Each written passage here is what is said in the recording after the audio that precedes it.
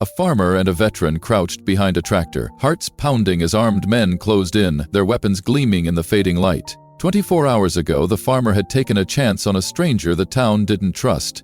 Now, black SUVs prowled his land and the past had come roaring back. Dangerous, relentless, and unforgiving, survival wasn't guaranteed. Neither was escape. But one thing was certain. Before the night was over, everything would change. Let's dive into this incredible story. Ethan Walker stood at the edge of his cornfield, watching the golden sunrise stretch over his 80 acres.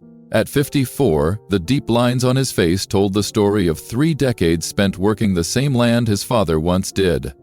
The drought had hit Redstone County hard this year, but Ethan's farm was suffering more than most, not because of bad luck, because of the choices he'd made. Unlike other farmers who turned to genetically modified crops and synthetic fertilizers, Ethan had stuck to the old ways, sustainable, natural, the way his father taught him. "You're letting nostalgia ruin you," Harvey Nolan had told him at yesterday's town meeting, and had spent years trying to convince Ethan to modernize. "Your father would have adapted. Pride won't keep the bank off your back."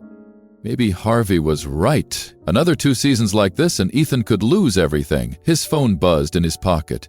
It was Lena, his daughter, calling from her college dorm 3 hours away. "Dad, I got the financial aid letter. It's not enough, not even close."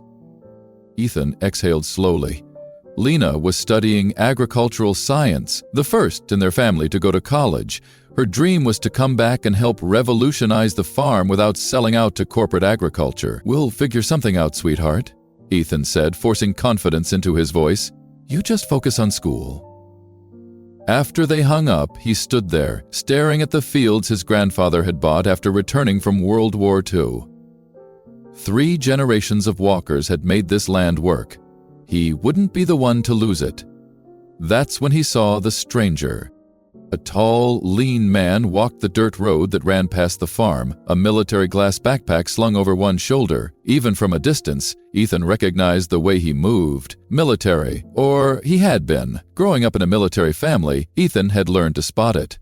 The man stopped at the entrance, glancing at the Help Wanted sign Ethan had posted 3 days ago. So far, no locals had shown interest. Young people were leaving Redstone, not looking for farm work. As Ethan approached, he got a better look. Mid-30s, short brown hair, rigid posture. But there was something else. A weight in his stance, the kind that came from carrying burdens most couldn't imagine.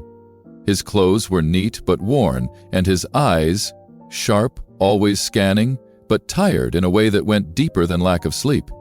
"Morning," Ethan called. "You looking for work?" The man turned slightly, assessing Ethan before answering. "Yes, sir, sign says you're hiring." "Got farm experience?" "Some. Grew up on one in Nebraska before joining the Navy." That explained the stance. "I'm Ethan Walker."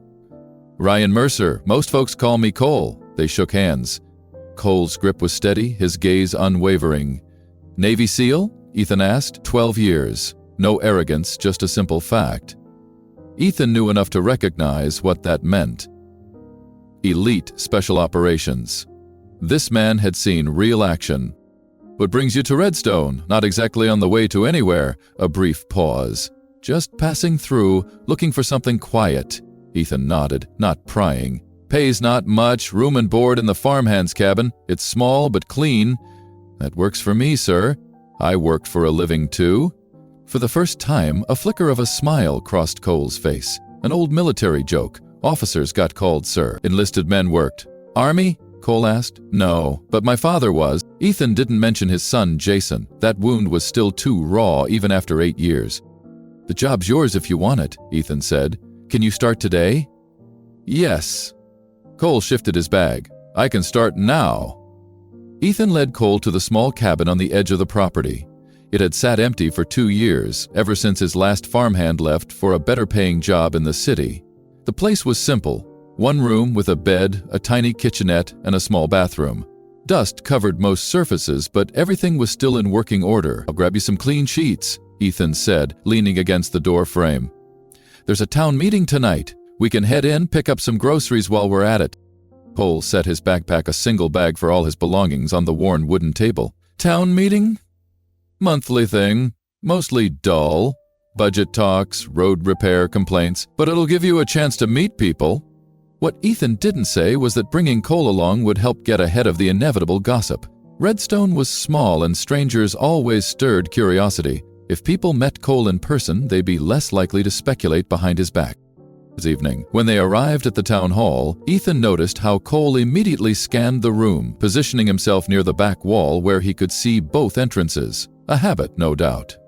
The meeting itself was the usual routine. Discussions about the budget, road maintenance, and complaints about teenagers racing on the back roads. Afterward, as people gathered for coffee and cookies, Ethan introduced Cole to a few locals. Reactions were mixed. Some greeted him politely but kept their distance. Others, like Bill Warren, who ran the local diner, were more welcoming. "Any friend of Ethan's is welcome at my place," Bill said, shaking Cole's hand. "First, coffee's on the house tomorrow." Still, Ethan didn't miss the hushed conversations or the wary glances exchanged across the room. Small towns had long memories, and Redstone had seen its fair share of drifters passing through, some leaving more trouble than they found. Harvey Nolan was the most direct about it. "You hiring now, Ethan?" he asked, his voice carrying just enough to make nearby conversations pause. "Thought you were barely keeping the farm running." "The farm's doing fine, Harvey," Ethan replied evenly. "Just needed an extra set of hands." Harvey's gaze shifted to Cole, his expression skeptical. "Where'd you say you were from, son?"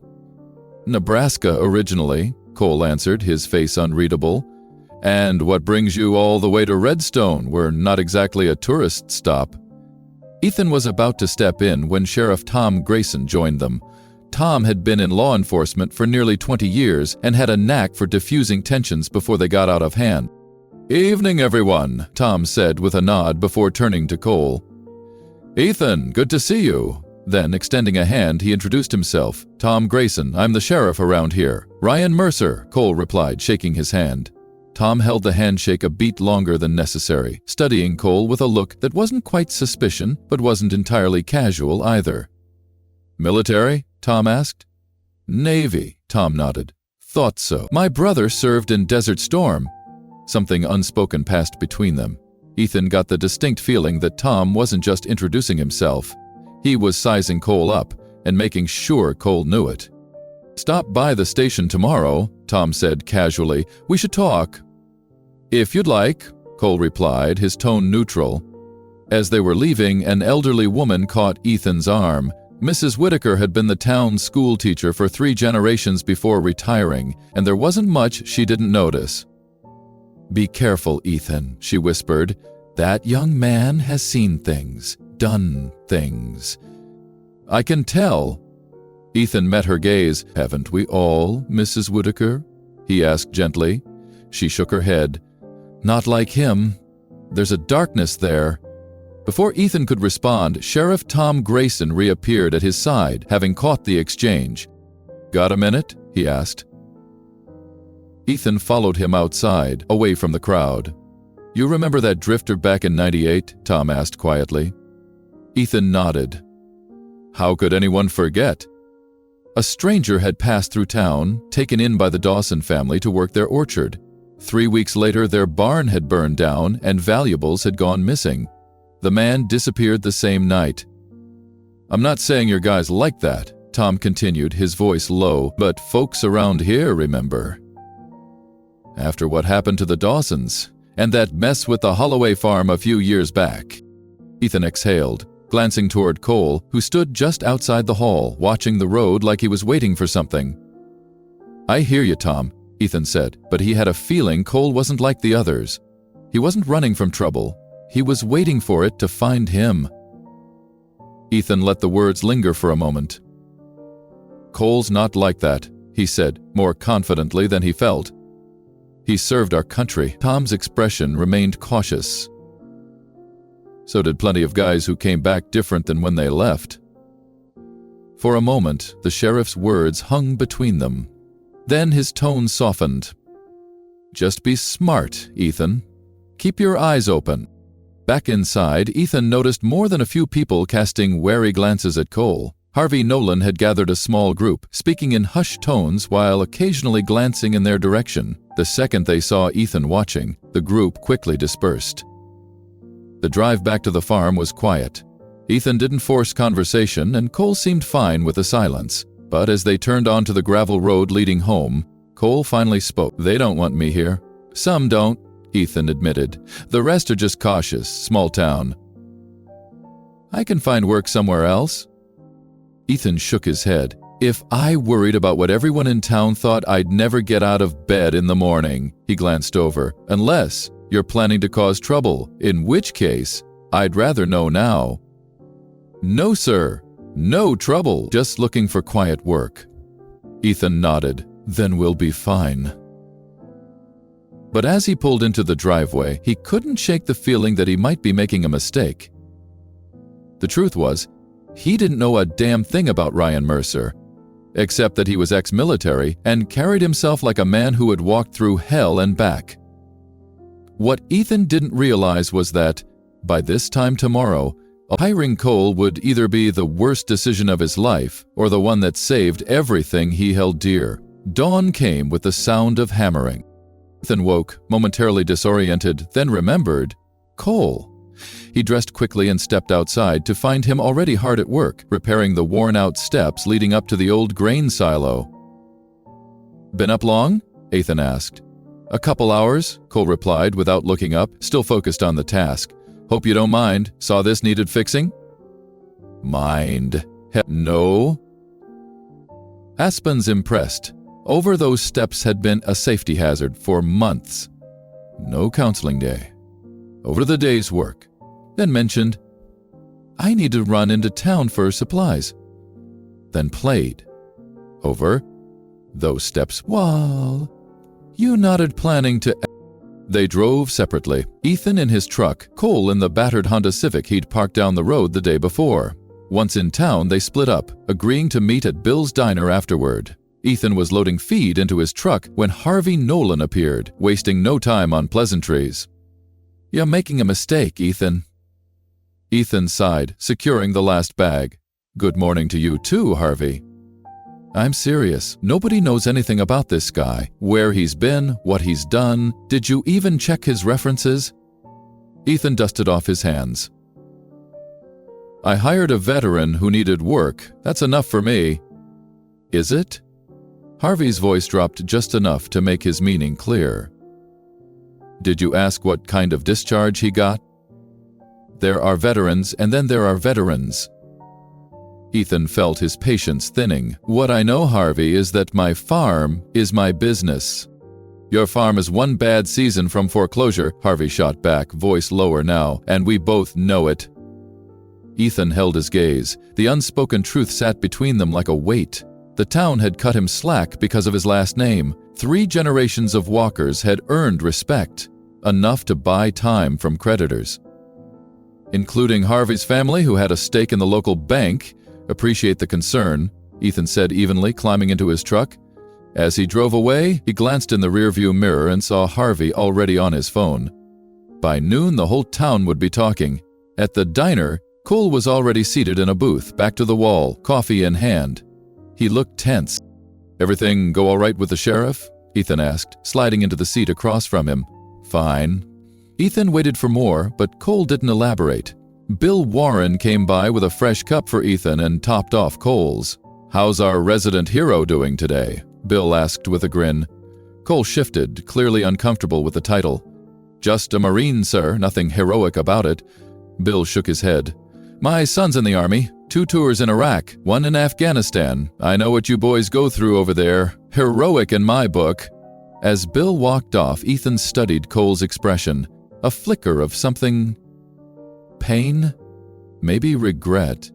Crossed his face at the word hero. "You don't have to talk about it," Ethan said. "But if you ever want to, I'm a good listener." Cole looked up from his coffee. "Why'd you hire me, Mr. Walker?" Ethan glanced up from his coffee. "You don't know me? Town clearly has its reservations." Ethan considered his answer. "Because 25 years ago I needed a chance, and someone gave it to me. Sometimes that's all it takes. One person willing to look past assumptions." The corner of Cole's mouth twitched, almost a smile. "And what assumptions should people be looking past with me?" "That's for you to say, not me." Their food arrived, ending the conversation. As they ate, Ethan noticed a black SUV with tinted windows rolling slowly past the diner, government plates. "Unusual ride for around here," he commented. Cole glanced up, saw the vehicle, and changed instantly. His shoulders tensed, eyes sharpened, hand instinctively moving toward his hip, as if reaching for a weapon that wasn't there. "We should go," he said, voice suddenly flat. "Everything okay?" "Just remembered something I need to do back at the farm." Cole was already pulling cash from his wallet. As they stepped outside, Ethan spotted a second black SUV parked across the street. Two men in suits stood beside it, watching the diner. One of them murmured into a communication device on his wrist. Something was wrong, and whatever it was, it had followed Cole to Oakdale. The drive back was silent. Cole's Honda stayed locked onto Ethan's bumper the whole way. In the rearview mirror, Ethan saw him constantly checking his own. Then they reached the farm. Ethan hit the brakes. 3 black SUVs were parked in front of his house. At least 6 men in dark suits were positioning themselves around the property. Not local law enforcement.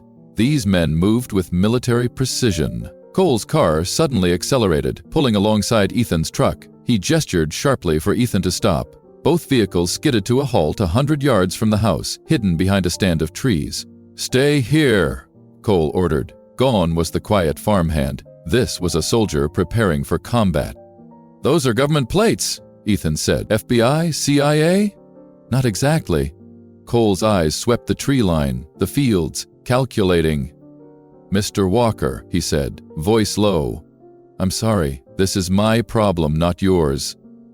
Ethan's jaw tightened. "It's on my farm. That makes it my problem too. What's going on, Cole?" For a moment, Cole hesitated. Then he exhaled. "Meridian Security, private military contractor." Ethan watched Cole's expression darken as he continued scanning the property. "They're looking for me because I wouldn't do what they asked, and because I kept proof of what they've been doing." "What kind of proof?" Cole's jaw clenched. "Assassinations, illegal weapons sales, things no American company should be doing, things I wouldn't be part of." The pieces fell into place. "So, you're not running from the law," Ethan said. "You're running from them. Law's complicated in this situation." Cole's voice was grim. "Meridian has government contracts, high-level connections." His eyes met Ethan's. "I didn't mean to bring this to your door. I'll handle it." "By yourself? Against all of them?" Ethan gestured toward the farmhouse where more men were appearing. "That's suicide." "I've handled worse odds." There was no bravado in Cole's voice, just cold, calculated truth. Ethan made a decision. "There's another way to the house," he said. "Through the back fields. We can circle around, come in through the old storm cellar." Cole shook his head. "This isn't your fight. It's my farm," Ethan said. His tone left no room for argument. "They're trespassing on it." A beat of silence. Then, for the first time since they'd met, Cole smiled, a real, genuine smile that transformed his face. "Yes, sir." They abandoned the vehicles and moved through the cornfields, using the tall stalks as cover. Ethan led them along irrigation ditches, staying low, avoiding the sight lines of the men surrounding the house. "They've got the place locked down," Cole whispered as they crouched behind the tool shed. "They looking for something specific?" Ethan asked. Cole's expression was grim. "Me. And this." He pulled a small flash drive from his pocket. "Everything Meridian doesn't want the world to know. Operations, clients, offshore accounts." "Can't you just give it to the FBI, the press?"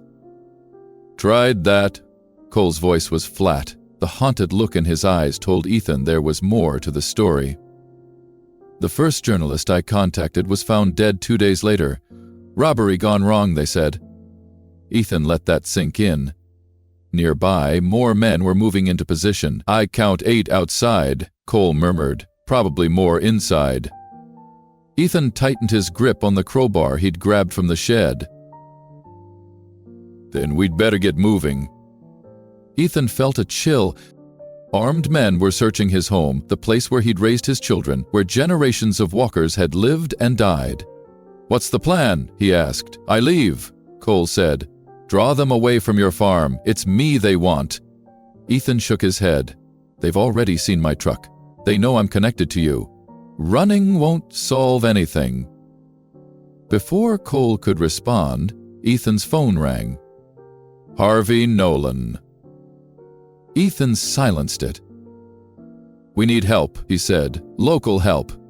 He dialed another number. "Tom, it's Ethan Walker. I've got a situation at my farm. Armed men in suits. Not local." "Yeah, that's right. No, I'm not on the property. Watching from the tree line." "Okay, thanks." He hung up. "Sheriff's on his way with deputies." Cole looked skeptical. "Sheriff doesn't stand a chance against these guys." "Tom served in special forces. He knows what he's doing." Ethan's phone buzzed with a text. "Tom, stay put." 10 minutes. They waited, watching as the men methodically searched the property, checking outbuildings, peering through windows. One man found Cole's backpack in the cabin and brought it to what appeared to be their leader, a tall man with gray hair wearing an expensive suit despite the rural setting. Cole tensed. "That's Victor Crane," he whispered, "head of operations for Meridian. If he's here personally, they're desperate." Ethan's phone buzzed again. Tom was in position with 4 deputies. County SWAT was on standby. It also called in the state police. "Tell him we're coming in from the west side," Cole said, "and that these men are armed and dangerous." Ethan relayed the message, then followed Cole as they circled to approach from the opposite direction of where the sheriff would enter. "We're the distraction," Cole explained. "Draw their attention while Tom comes in from behind." Ethan nodded, adrenaline surging. It had been decades since he'd faced anything more dangerous than a broken tractor, but some instincts never faded. They reached the edge of the clearing. From here they had a clear view of 3 men near the farmhouse porch, including Crane. "Ready?" Cole asked. "As I'll ever be." Before they could move, the sound of engines shattered the air, vehicles approaching, fast, but not from the direction they expected. 3 more black SUVs roared up the driveway, skidding to a stop near the others. The men who emerged weren't in suits. They wore tactical gear, moved with precision, and carried themselves with the unmistakable presence of combat veterans. "What the hell?" Ethan whispered. Cole stared in disbelief. "Alpha Team," he breathed. "My unit?" Ethan watched as the new arrivals took defensive positions, controlled, disciplined. Their movements were synchronized, practiced. These men had fought together before. The leader of the group, a powerfully built black man with captain's bars on his vest, walked straight up to Crane. Even from a distance, the tension was palpable. Cole whispered, "That's Captain Reynolds, my old CO." The 2 men faced off, neither backing down. Reynolds' voice carried across the yard, clear and commanding. "This operation is over, Crane. Stand down, your men." Crane didn't flinch. "This is a Meridian operation. You have no authority here." "I've got orders saying different." Reynolds held up a folder. Crane's eyes flicked to it. Even from here, Ethan saw the stiffening in his posture. "Impossible," Crane muttered. Reynolds took another step forward. "The flash drive Cole has, we've got the backup. Every committee chairperson in Congress has the files as of this morning." Crane's expression darkened. "Your protection just evaporated." Ethan glanced at Cole, who looked just as stunned. "Reynolds was my CO," Cole said quietly. "After I went AWOL with the evidence, I thought I was alone. I had no idea they were—" He shook his head. "I should have trusted them. They're here now," Ethan said. "That's what matters." The standoff teetered on the edge of violence. Crane's men were hovering near their weapons. Reynolds' team was already prepared for resistance. "We should get out there," Cole said suddenly, "before this turns into a firefight on your property." Before Ethan could respond, sheriff's vehicles appeared from the main road, lights flashing. Tom Grayson stepped out, shotgun in hand, deputies behind him. Alpha Team tipped off the sheriff, Cole realized. Smart. Local jurisdiction gives them legal cover. Sheriff Grayson's voice boomed across the property. "This is private land. Unless someone shows me a warrant in the next 30 seconds, you're all trespassing." The arrival of local law enforcement created the opening Cole needed. He stepped out from their hiding place, hands raised. "I'm here, Crane," he called. "This ends now." All eyes turned to Cole. Ethan stood beside him, refusing to let him face this alone. What happened next unfolded with military precision. Reynolds' team moved between Cole and Crane's men. Sheriff Grayson and his deputies formed an outer perimeter, cutting off any escape routes. Reynolds approached Cole, and to everyone's surprise, saluted him. "Sorry it took so long, Lieutenant. Had to make sure we had all our ducks in a row." Cole frowned. "What changed?" "Your evidence reached the right people. Joint Chiefs got involved." Reynolds smiled grimly. "Turns out even Meridian's friends in high places have bosses." Crane was being handcuffed by Reynolds' men as federal agents arrived, clearly called in advance by Alpha Team. Outmanned and outmaneuvered, his security personnel surrendered without resistance. As the situation de-escalated, curious townspeople began gathering, drawn by the convoy of law enforcement vehicles. Among them was Harvey Nolan. He approached Ethan wide-eyed. "Ethan, what in God's name is happening on your farm?" For once, Harvey had no criticisms, only amazement as he watched what appeared to be a major federal operation unfolding in their small community. By evening, the black SUVs were gone, replaced by news vans. The story was breaking nationally. A private military contractor exposed, a whistleblower who risked everything, an elite military unit that stood by him when it mattered most. Ethan sat on his porch with Cole, or Lieutenant Ryan Cole as the news was now calling him, watching the sunset over fields that had suddenly become the center of a national story. "What happens now?" Ethan asked.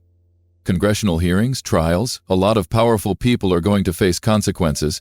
Cole looked tired but relieved. "For me? Probably months of testimony and debriefings. After that..." He gazed out at the fields, golden in the evening light. "I dunno. Never thought I'd get this far, to be honest." Ethan nodded toward the farm. "There's always work here if you want it, once all this dies down." Cole hesitated. "Why would you still want me around?" "I brought all this to your doorstep." Ethan looked out at the land his family had farmed for generations.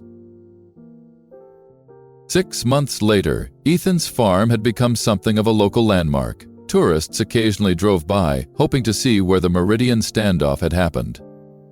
The town had rallied behind Ethan, using a community fund to modernize his irrigation system while maintaining his commitment to sustainable farming. Lena had secured a scholarship created by the town council specifically for agricultural studies. She was thriving in college, calling home nearly every week with new ideas for the farm, and the small cabin at the edge of the property had a new occupant, Lieutenant Ryan. Cole Mercer, now officially discharged with honors, had returned to Oak Ridge after completing his testimony.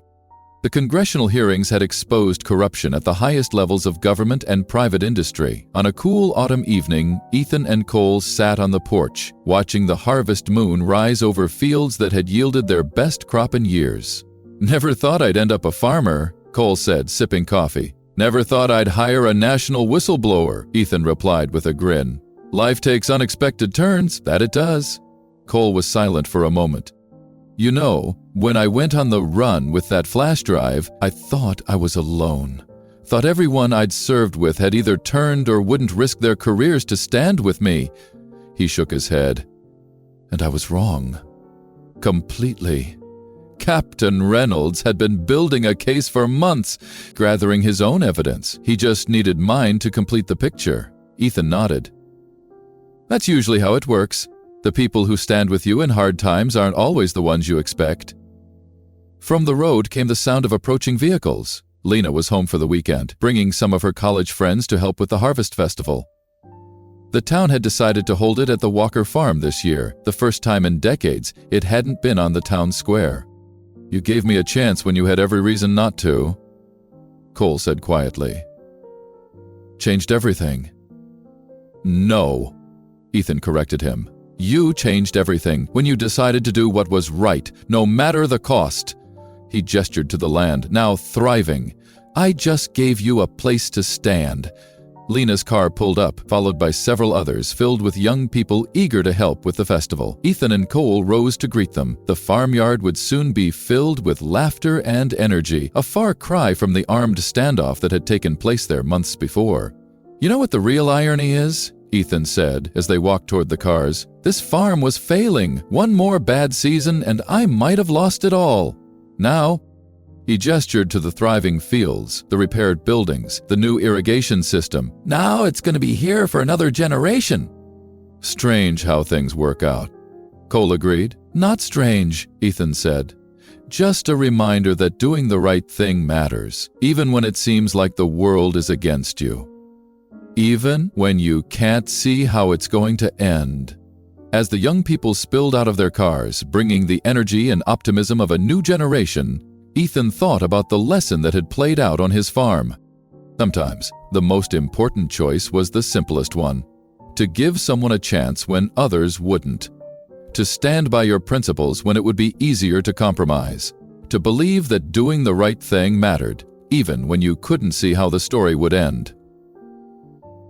And sometimes, when you made that choice, armed men in black SUVs might surround your property. But what came after could change everything, not just for you, for an entire community. That was a harvest worth more than any crop could ever be. They tried to take everything, but some battles can't be won with power alone, because in the end, true strength isn't measured in force or fear, but in the people who refuse to back down, in the farmers who fight for their land, in the soldiers who stand for what's right, in the communities that choose integrity over convenience. Ethan's farm had nearly been lost. Cole had nearly been forgotten, but because they stood their ground, neither would be erased. If this story inspired you, tap like and subscribe. Share one word in the comments that sums up how it made you feel. Until next time, stay strong and stand for what matters.